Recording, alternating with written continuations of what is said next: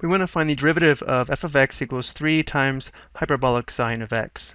I want to show how to find this derivative two ways. One way by just using the basic derivative formula provided here,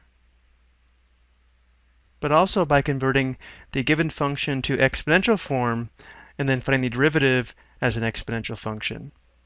Notice how this derivative formula does include the chain rule, where the inner function will be equal to u, and therefore we have the derivative of hyperbolic sine of u with respect to x is equal to hyperbolic cosine of u times u prime.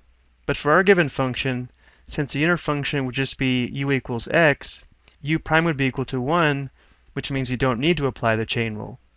Therefore, f prime of x is equal to 3 times the derivative of hyperbolic sine of x, which is equal to hyperbolic cosine of x. So this would be our derivative function.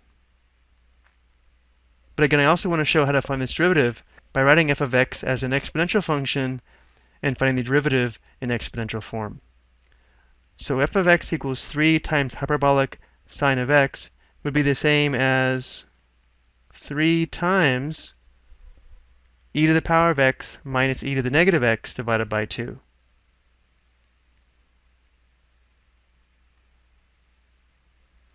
So let's go ahead and rewrite this as 3 halves times e to the x minus e to the negative x. And let's find the derivative in this form. So f prime of x would be equal to 3 halves times the derivative of e to the x, which is just e to the x, minus the derivative of e to the negative x, which would require the chain rule, where the inner function is equal to negative x.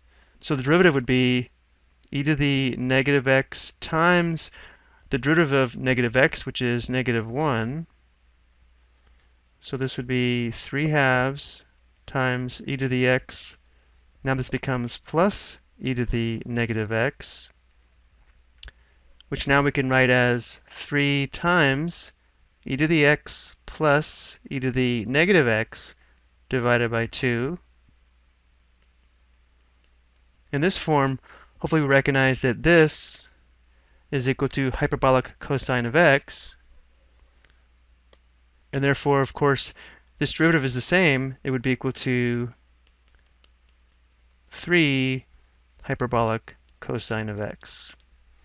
Of course, normally, to find the derivative, we'll just apply the collect derivative formula, but I did want to show at least once, if we write the hyperbolic function in exponential form and find the derivative, of course the derivative would be the same. I hope you found this helpful.